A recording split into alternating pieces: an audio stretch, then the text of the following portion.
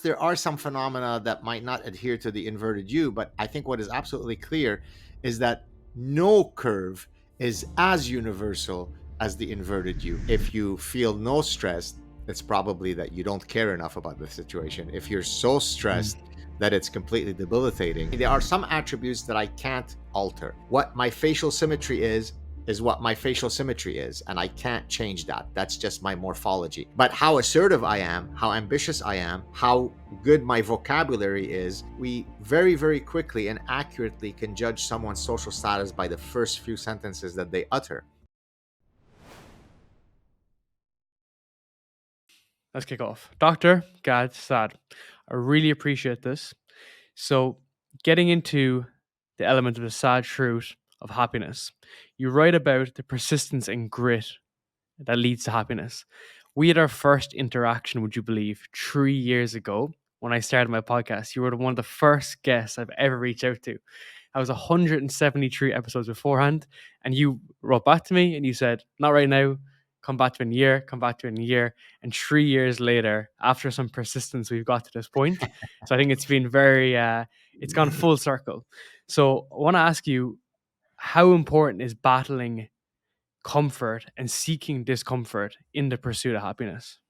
Yes, great. Well, thank you so much for having me on, and thank you for being persistent. It's persistent. It's a pleasure to chat with you.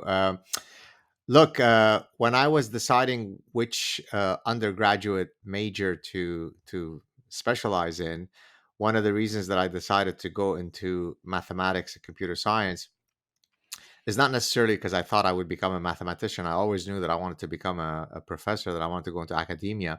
But I decided to go into mathematics because I thought that that would be the discipline that would provide me with the greatest amount of analytical training. So if I'm going to spend the rest of my life in the world of ideas, then why not get a very, very rigorous training? And so there I took the path of most resistance, because many people would argue that there's probably few things that are as hard as to study mathematics. And yet I did it exactly for that reason, because I wanted to challenge myself. I ran 2 marathons. I talk about this in the book. I ran 2 marathons. Actually, yesterday was the Montreal Marathon. And, every year it happens. And I felt nostalgic because the 2 marathons that I ran were in 1985 and 1986. And I ran them for no other reason than the fact that I said, hey, it would be interesting to challenge myself and see if I can actually withstand such a, rigorous distance. And I did it. And so I think many times in life, people seek to take the path of least resistance. I argue that if you truly want to be successful, not surprisingly, you should try to challenge yourself. And even in some cases where the stressors are not of your own choosing. And so I went through the Lebanese civil war as a child, which was not a very pleasant experience. And yet, paradoxically, perhaps, but if you think about it, maybe it's not so paradoxical. The fact that I went through such a difficult situation affords me uh, a context from which to judge on any given day why I might be whining to myself about something, right? So if I'm getting down on myself because I've got too much pressure, because I'm traveling too much, because I've got too many commitments, then I can just kind of snap out of it by going back into the well of my memories and say, hey, you miraculously escaped the Middle East and you're standing here. Stop whining. And so even in cases where the stressors are not of our own choosing, they can benefit us. It's a context overall, right? No matter what situation you're in, you're able to reference that and say things could be worse. And you mentioned that in the book as well, how, whatever scenario where you reference someone who was homeless at the time, and that individual was looking, saying, look, it could be even worse than being homeless. And they had that perspective for you that, you know, made you even have a better day, could put things in more into context, and you're learning from those different endeavors. I want to ask you about the inverted U curve. So that's very interesting, right? And your approach towards this is, everything in moderation. And to be perfectly honest with you, Gab, when I looked at this initially, I initially thought I wasn't going to agree with it because I have a background in like bodybuilding, a background in high performance sports, in education. I thought more is better, right? We do more, the better approach towards it. But I do see this as a universal truth in terms of when you look at the curve, at the very top is when you get your peak enjoyment. Do you think there's any exceptions to this rule? And let me give an example of if you do have, like, say, excessive wealth, you could potentially help other people then from a charity perspective, philanthropy, even investing, social causes. Is that a possibility? So you're saying, are there phenomena that don't adhere to the inverted U? Well, I mean, in the case of wealth, that was an outcome. It did not necessarily mean that you were singularly pursuing more wealth every day, right? If I'm a hedge fund manager and I've made the right decisions so that I now have more wealth than I might have had yesterday, you're exactly correct that I can use that wealth to benefit others in that sense. But what I'm talking about is when it's your willful pursuit. I want to pursue exercise intensity. I want to uh, sample more product information.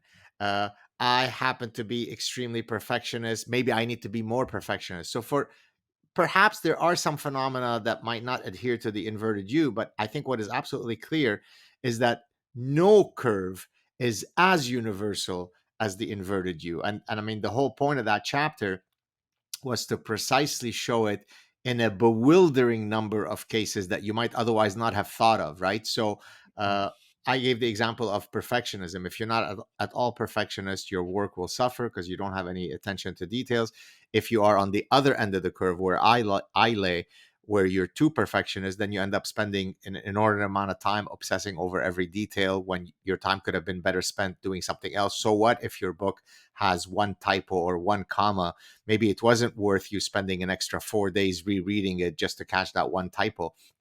And so I think for most things, notwithstanding that I think you're absolutely right that there may be some cases where more is always better. So for example, it is absolutely true that how much you smoke is not an inverted U. In other words, there isn't Mhm. some moderate amount of smoking that is optimal, right? Less smoking is always better than more smoking.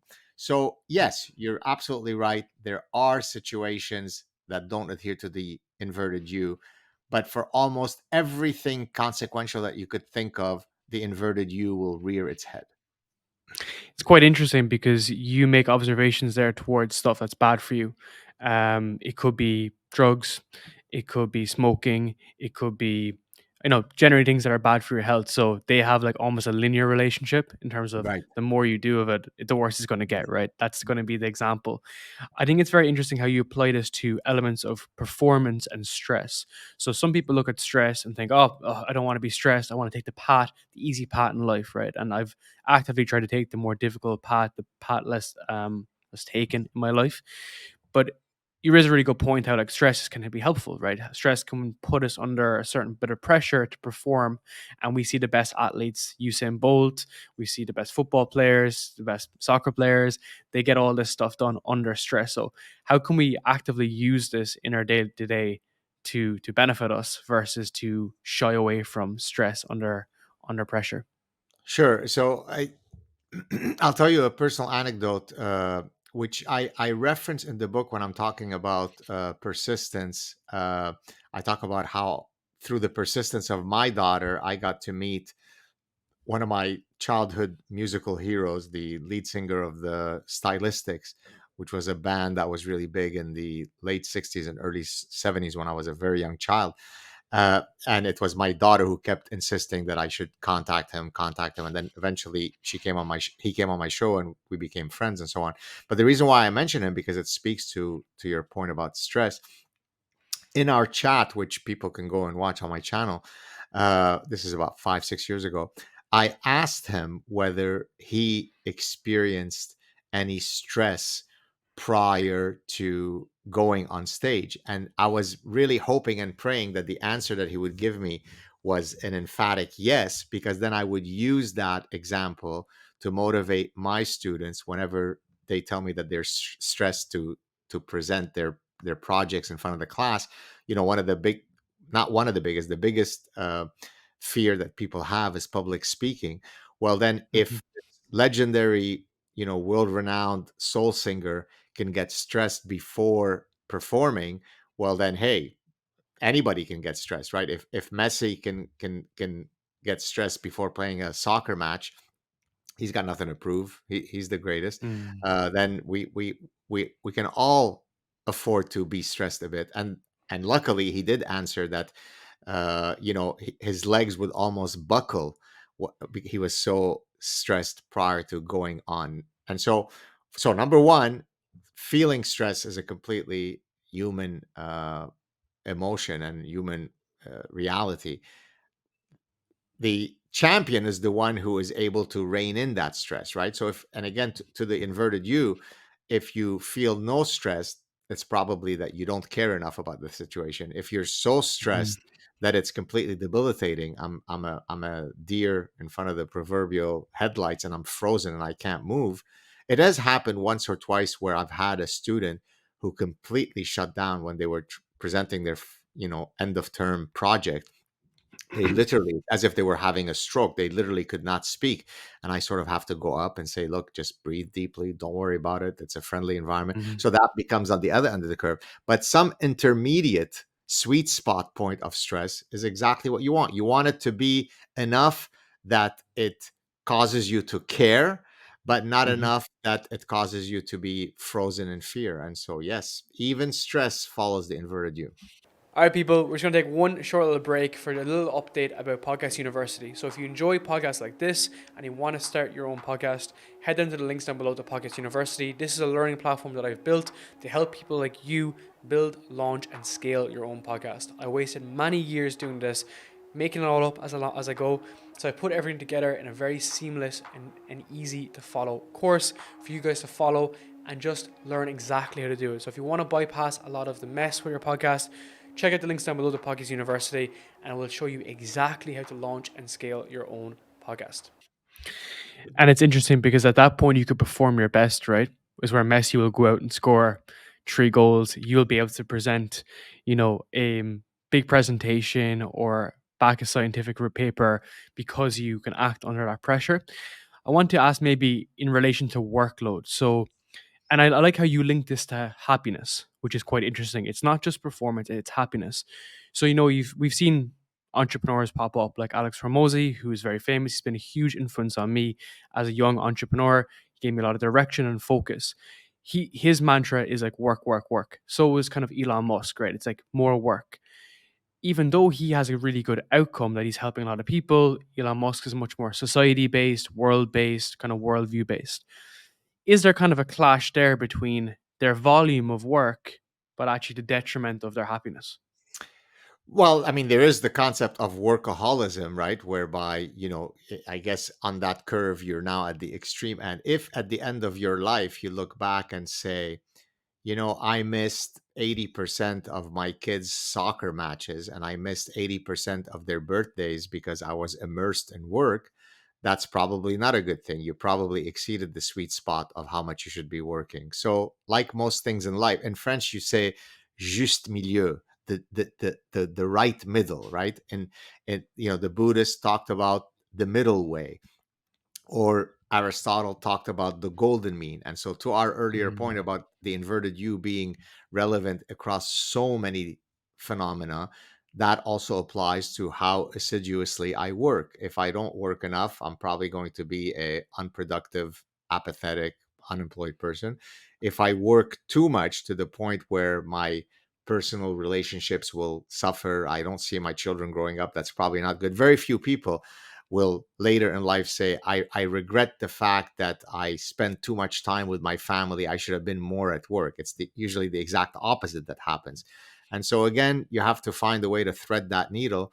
But to the more general point about work, I do, in one of the early chapters of the book, talk about the two most fundamental decisions that will either impart great happiness or great misery upon us. And those are, not surprisingly, number one, the choice of a spouse that you choose to live your life with, and number two, the choice of profession or job. I could Mhm. talk about each if you'd like, or I could focus on job since we're talking about work. It's up, whatever you want. You want me to do both? Of course, yeah. I think focusing on the work is very interesting because you mentioned trends, right? So young people, so I'm 27, came out of university 4 years ago. I came out of engineering. I did business information systems, so software engineering and business, right? I was thrown into big tech companies, big consulting firms, and I hated my life, right? And I worked my way out of it, and I've gone on so forth to build my podcast as a result and build my business around this. But it was the pursuit of something that was more meaningful and more enjoyable that I left, right? And you Yeah. mentioned about how not following these like trendy topics. Now, for Yeah. me, the biggest influence was Viktor Frankl's Man's Search for Meaning. I read that Yeah. book during the lockdown, and that completely restructured my brain. As in, like, it literally made me reframe the world, how I view the world. And that was a big wake up call at 23 years old. And I seeing you mention this now is so powerful too, because it reinforces that point. And I know you mentioned Viktor Frankl too in your work. So, Yeah. how do you think about the impact of career choices and happiness? Look, so to tie both of those decisions together, if you wake up in the morning and the person that is sharing the bed with you is someone that you really love, respect, and appreciate, well, you're well on your way to a good day. If you then return at night after a hard day's work to that same person, well, that's great. And now, in the middle between waking up next to that person and going to bed next to that person, if whatever you do for the rest of that time is something that makes you kind of rub your hands in existential glee at the looming day, then you've basically cracked the mystery of happiness, because much of your day is now being spent either with someone that you appreciate or doing something that you appreciate. So it's not a mystery that those two decisions are so important to our overall sense of happiness. Now let's stick to jobs, and then we could come to mate choice if you'd like. I argue that there are two fundamental things that you should try to maximize if possible in your job. And I understand that that may not be feasible for everyone, because people have real pragmatic constraints. I need to put food on the table. I may not be able to instantiate what I'm about to say, but to the extent that you can, the two things that you should be thinking about, in my view, are: number one, anything that allows you to instantiate your creative impulse. So you could be a chef, you could be a podcaster, you could be a stand-up comic, you could be an architect, you could be a professor and author. Each of those professions are very different from each other, but what they share in common is the one act of creation. If I'm a stand-up Mhm, comic, I need to create new material to titillate the audience. If I'm an architect, I create a new building or a new bridge. If I am a professor, I'm publishing new scientific knowledge. I'm writing a new book, right? You read a book by Viktor Frankl that was written many years ago, and yet it had a profound effect on your life. That's meaningful. I mean, it doesn't take a fancy psychologist or behavioral scientist to tell you that if Frankl were here hearing you say that, he would probably get a great sense of accomplishment. mhm, I'm speaking now as Viktor Frankl. I affected, many decades after I wrote that book, this guy who's from Ireland who moved to the Far East, and I had a positive influence on his life. Wow, that gives me purpose and meaning.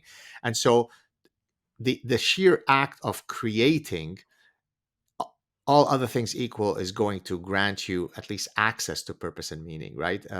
Whereas, if I'm an insurance adjuster, and this is not meant as a derogatory thing to insurance adjusters, because we need them, and we need bus drivers, and we need anybody who's doing an honest job is doing something dignified. That's great. But probably the insurance adjuster doesn't wake up and say, thank God for the cosmos, I could have never imagined a better life. This is just the job that allows me to feed my family. But if you're mhm, a poet or an artist or as I said, an architect or an author, there is an inherent beauty that comes from the act of creation. So to the extent that you could do mhm, that, that's great. The second thing I would say that really is something that you should look for in your job is what I call temporal freedom. And so while I work very hard, I work very long hours every day, to the extent that I can choose, when to do what. That gives me a great sense of existential happiness, right? On mhm, the other hand, on days when every single minute of my day is tied to a specific responsibility, I get what I call scheduling asphyxia, right? I can't breathe, because I can't kind of go vagabond around. I can't go to the cafe, sit and think about the book prospectus for my next book. That's what I love to do. I love to sit there, ponder, think, create. And so, if now contrast that to, say, someone who works in a factory line where they don't even have the temporal freedom to decide when they can take a food break or a bathroom break. That's Mm. mandated at 10:15. You take a bathroom break at noon, you get 20 minutes to eat.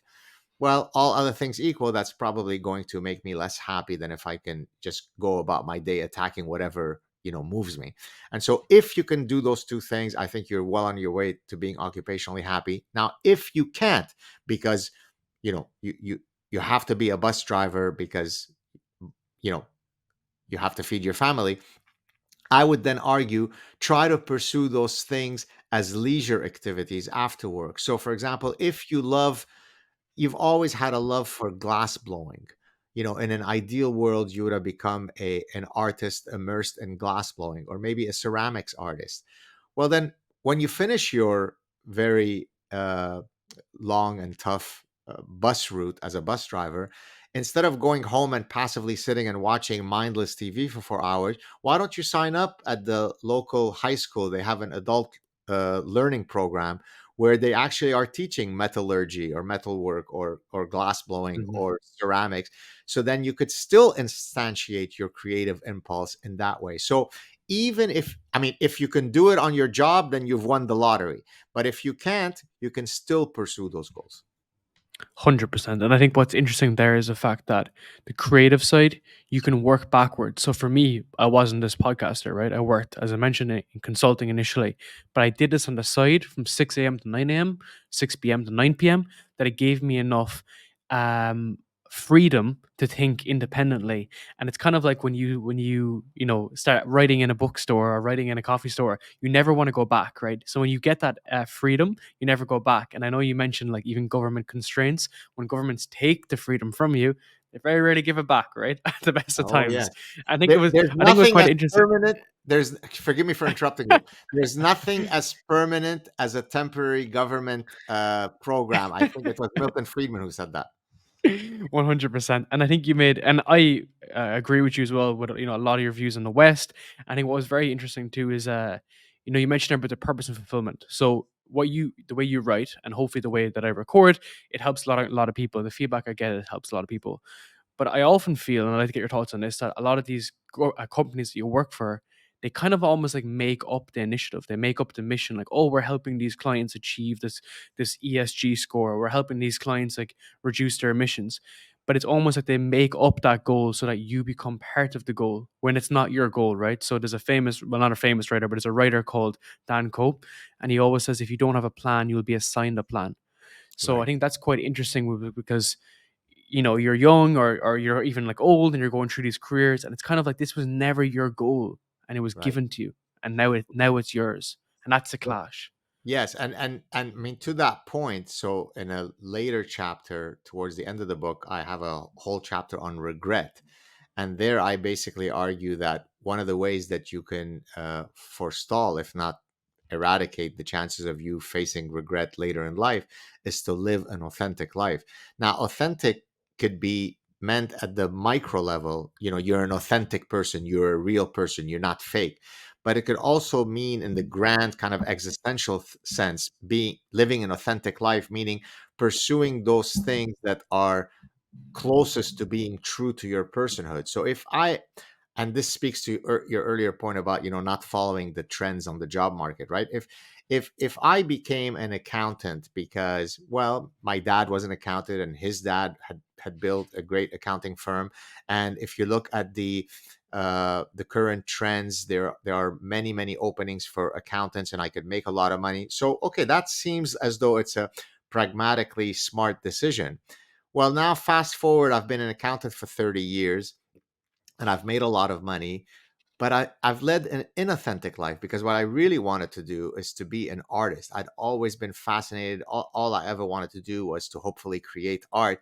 And now I'm 60 something years old and I look back at my life and I say, yes, I've been successful and I raised great kids and so on, but I didn't lead the truly authentic life that I should have led. And so one of the best ways to forestall or remove the possibility of having that regret later in life is to, from the get-go, live as authentic a life as possible. Again, realizing though that I understand that sometimes people have pragmatic realities that Mhm. they need to get a job that gives them the greatest likelihood of having a guaranteed paycheck, and being a starving artist for 20 years may not be the best way to do it. So I understand that. So I'm not sort of living in la la land. But again, I have a section in the book where I talk about, the great regrets that people who are on their deathbed share. It's from a palliative nurse who wrote a book on the regrets of the dying. And one of the top regrets, I mean, I'm paraphrasing what it is, but is that I didn't live the life that I was meant to live. That's what people regret, which, by the way, speaks to another concept in the psychology of regret, which actually comes from one of my former professors of psychology when I was doing my PhD at Cornell. His name is Thomas Gilovich. He basically argued that there are two sources of regret due to action and regret due to inaction. Regret due to action would be, I Mm. regret that I cheated on my wife and that led to the dissolution of my marriage. Regret due to inaction would be, I regret that I never pursued my interest in art and I became a pediatrician. Well, it turns out over the long run that the most looming regrets that we face are those of inaction. That's what haunts Mm. us, the path that we didn't take. And so, to the best of your ability, if you're a young person, keep this in mind as you trace the trajectory of your future. All right, guys, one short little update for Voix. I want to give a short little overview about my own company, my media company called Voix. So, if you are a company or you are an enterprise looking to grow your brand and looking to grow your podcast, feel free to reach out to work with us at Voix. What we do is a fully fledged end-to-end management of your podcast. We take care of the strategy, the consulting, we take care of the growth, the management, we take care of all the editing, all the boring stuff so you can focus on creating good podcasts and create and growing your brand.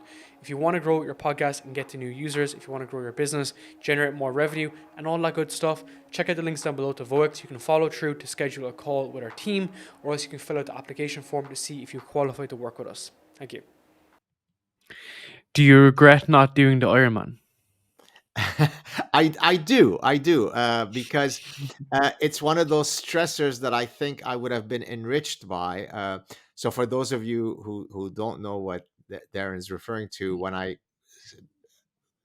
did my first marathon, so in 1985 I ran my first marathon, and the goal was that I had set in my mind, I will run one marathon, at least one marathon per year forevermore, and that by the age of 35, at the time I was 20, by the age of 35, I wanted to complete the Ironman triathlon, which, for those of you who don't know, the Ironman is the longest distance. It's that you have what are called sprint triathlons that are much shorter distances, but the Ironman is something like 112-mile biking, a full marathon, and something like 2 point something miles swimming. So the winners usually complete it in 8 hours. And so if you're the average person, you you typically will double that. So for you to just complete the Ironman, it's probably going to be in the order of 16, 17 hours.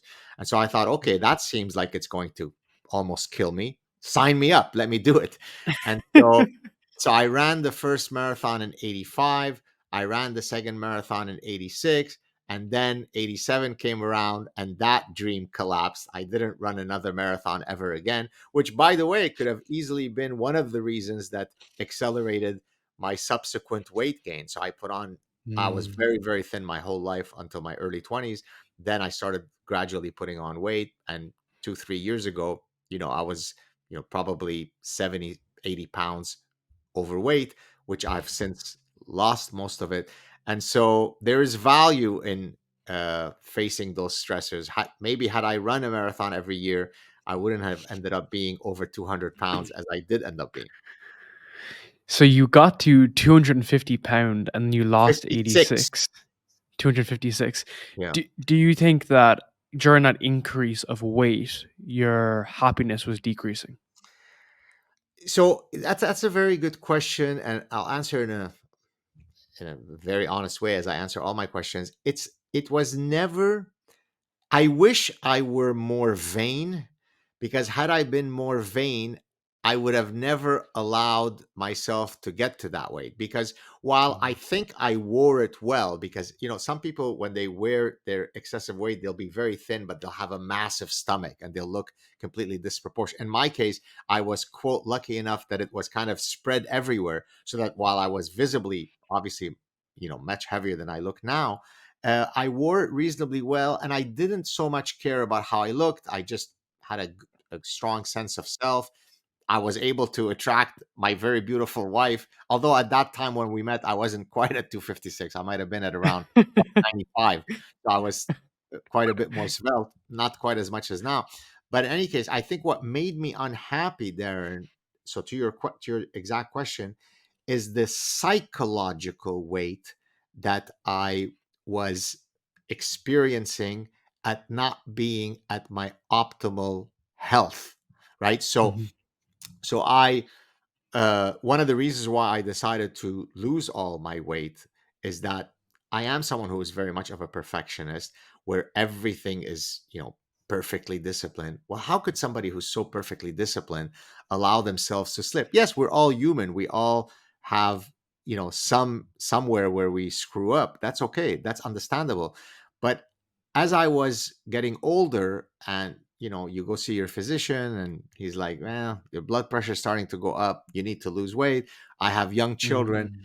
I said, you know what, that this is not good. And so I started ruminating about, these downstream health outcomes that would not be good if I maintained that trajectory. And so in that sense, that looming ruminative, I'm doing the wrong thing, was in me and was making me unhappy. And so luckily I took things into my own hands and lost it all. Mhm.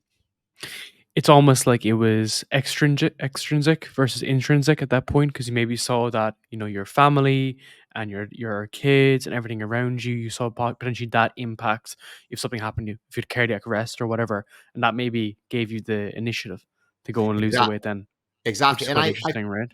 like, absolutely. And I felt it in a completely different context, as relating to, the calculus of having kids. I used to never ever, I travel a lot. I used to never, worry about, God forbid, plane crashes and so on. But I noticed that as soon as I had kids, suddenly, I mean, I didn't develop, a clinical phobia of flying, not at all. Mhm. But suddenly what if this plane crashes? I'll never see my children grow up. And so children have a way of, as you would expect from an evolutionary perspective, have a way of reframing things for you. And so certainly, having children, at least I can thank them for having made me thin again, because I want to live as long as possible to see them grow up to be productive citizens. Of course, of course. I want to ask you about relationships and Sure. finding that partner, which is a big part, right? You discussed the importance of lust, attraction, and attachment as a long term success of a marriage. So, as someone who's entering the years of soon to be married next couple of years, how important is that trifecta effect for long term success of a marriage? The part, just because of your eyes, actually, do you say lost or lust? Sorry, lust, attraction, and attachment. Oh, right. Okay, thank you. Okay, got it. That's what I thought you said. I love the Irish accent, by the way. You almost have a, like, almost like a Jamaican patois, right? Ting. You say the ting, right? Which also, has anybody ever said that to you before? I know people have said I have a terrible Irish accent, but I'm trying to work it out of me so that more people can listen to No, me. no. I think it's lovely and charming. Don't lose it. It makes you unique, at least to an American or Canadian Good to hear. audience. Uh, Yeah, so look, lust is a fundamental feature of, coupling. Yes, of course. I mean, as Mhm, I write in the book, it was a quote from Charles Murray, the political scientist, who, when he came on my show, said something to the effect. I don't have the exact quote in front of me, but he goes, the secret to finding the right person is to marry your best friend, for whom you hold a sexual attraction, right? Uh, and that's exactly true, right? If you can look objectively at the person with whom you share your life, they truly are your best friend. My wife and I don't have night girls out and Mm, guys cave cave night out, not because we don't have friends separate. I mean, she's got girlfriends, I've got guy friends, but it's that we've never felt the need to kind of take a break from each other. And now it's the night out for the guys with me, and it's her night out with the girls. Once we found one another, we really just love to be around each other, and I'd rather be with her more than with anybody else. And I also find her very beautiful, so I won the genetic lottery in that, well, the marriage lottery. But so lust is not going to carry you, though, 20 years into a marriage. That doesn't mean that you're not going to be sexually attracted to your mate, but it's not going to be the same as when you first start out. There are uh, hormonal stages that you go through, neuroanatomical stages that you go through. And I quote mm, there Helen Fisher, who's probably the person, the biological anthropologist who's done the most work on this, showing that we go through different physiological phases in our long-term relationships. The butterflies that you get, the ruminative thinking that you get when you first are falling in love with someone, the tingling in your fingers that you get, don't expect that 30 years into your relationship. That doesn't mean you no longer find them attractive. It's just because now it's serotonin that's kicking in. It's the sense of contentment. I feel I could trust this person.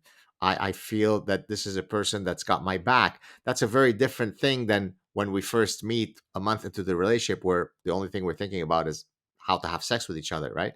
So mm. so that's fine. It's perfectly fine to be lustful towards your partner, but you certainly don't want to be picking a person for whom the only thing you feel is lust, right? I tell the story in the book of one of the the behavioral patterns that my then wife to be, she wasn't yet my wife, exhibited, that said to me, wow, this is a really special person. I had been asked to uh, deliver some in-house executive courses in her firm. That's how we met. And roughly maybe about halfway through the course, I think I was mandated to teach, I think, something like 6 modules. And maybe around the third one, uh, I was suffering from a bronchitis, which at the Mm. time I would often get because I used to be asthmatic. So I would cough a lot and so on. And once I called for a break, people to go to the bathroom, go get a sandwich, whatever. Uh, of her own volition, without me having asked anything, she goes downstairs, gets a hot tea, comes back and gives it to me. She goes, well, you seem to be struggling. Maybe, hopefully, this helps. Well, what did that show? How considerate she is, how attentive she is, how kind she is.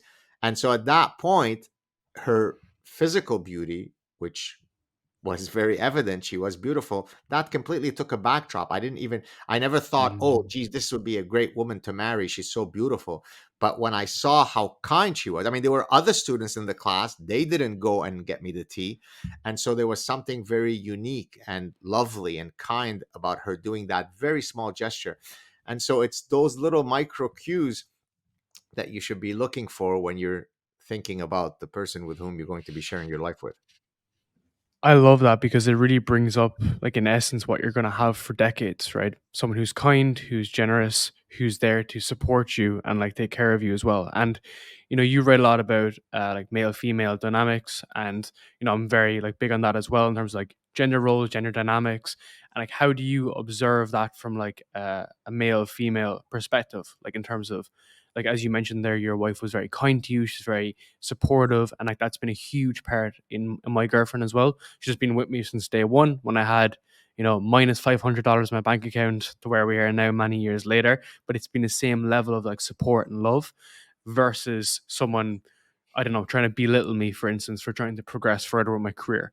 So how kind of important is that as you find the right partner, I guess? Sure. So before I answer your excellent question, let me just say this. There are two opposing maxims from evolutionary psychology regarding kind of grand maxims about how to choose your partner. and I'll come to your specific question in a second. So there's the opposites attract maxim, and then there's the birds of a feather flock together maxim. And it turns out that if you're trying to maximize the likelihood of having a successful long term union, a long term marriage, then it's overwhelmingly the case that the birds of a feather flock together maxim is the one that you should be looking for. So the next question is flocking on which feathers? Is it that we have to have the same eye color, the same Mhm. hair color? And of course, the answer is not that. It's that we really have to have a complete shared view on our belief systems, our life goals, our fundamental foundational values. If I am a person who, every decision is rooted in, my faith, and you happen to be a caustic, outspoken atheist, well, it's not going to take a fancy evolutionary psychologist to say that all other things equal, we're probably not starting on the right foot.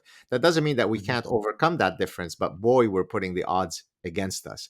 And so if we have all of those fundamental foundational shared values, then it's really setting us up for success. Now, to your specific question about male female dynamics, well, there are some attributes, mating attributes, that are necessities, and some that are luxuries. So, the necessities, meaning that both men and women desire in their prospective partners, the two of them are kindness and intelligence. So, all other things equal, very few people say, well, I'd really rather find an unkind person than a kind person. And very few people say, well, you know what I really want in a long-term partner is someone who's dull and dumb and a dullard. That would really, trigger my sexual juices. So so so of course, intelligence and kindness are universally preferred necessities, but then there are other attributes which men and women vary on in terms of how much importance they place on those attributes. So we know from evolutionary psychology that the one universal attribute that women care about around the world is the social status of a man, irrespective of what the woman's own social status is. So she could be a billionaire and a neurosurgeon, she's still going to insist on a very high, if not higher, social status from her prospective mate. And there are very obvious and clear evolutionary reasons why social status would matter, from of women choosing men. On the other, now, how is that actionable? Who you might say, okay, that's great information, but who cares, right? Well, Mhm. if you are an unemployed, apathetic, unassertive, unambitious male who plays video games in mom's basement all day, then please don't be surprised if there isn't an orderly line of really beautiful women outside your home begging for a chance to have sex with you, right? So, in other words, and now the good news is that those are attributes on which I could put in the effort and improve on, right? I mean, there are some attributes that I can't alter. What my facial symmetry is what my facial symmetry is, and I can't change that. That's just my morphology. But how assertive I am, how ambitious I am, how good my vocabulary is, we very, very quickly and accurately can judge someone's social status by the first few sentences that they utter. Well, Mm. maybe I could read more. Maybe I could, become more not. So there are many, many ways by which, as a young man, I understand that a lot of your audience are young people. So if I am a young man, there are clear ways by which I can improve. I can't change my height, right? I can't, if the woman that I'm trying to court absolutely desires someone who's 6 feet or taller, well, I've already lost. But here's the good news: in most cases, and I explain this in the book, mate choice is a compensatory process, which is a fancy way of saying that I can compensate for some shortcomings by doing well on other attributes. So I may not be tall, but guess what? I'm I'm not speaking now about myself. I'm speaking generically. I may be 5'8", and you really want a 6 foot guy, but guess what? I'm charismatic, I'm Mhm. hardworking, I'm ambitious, I'm funny, I am good looking, even though I'm shorter. And when you put the entire bundle, then that might make me much more attractive than a 6'1" guy who's playing video games all day. And so, because mate choice is compensatory, meaning it's an entire bundle on which most people choose their, certainly their long-term partner, then I can willfully improve my lot in the mating market, right? If it were Mm. the case that mate choice were a non-compensatory process, it would be the following. If women were to say, I will never mate with anyone who's under 6 feet, then I can't compensate for my being less than 6 feet by being charismatic and a neurosurgeon, because I could never match that 6 foot. But as I said, for most people, it is compensatory. And so get off the couch and improve yourself. Like everything in life, it's multifactorial. If you fall down on one side, you can pick it up on another one. God, I Exactly want to right. say a massive, massive thank you. We are unfortunately out of time, but the next session will be in Quebec, or else it'll be in South California, and will be a long 3 hour session with a long table. Be a lot of food there, be a lot of coffee as well there. So I want to say a massive thank you.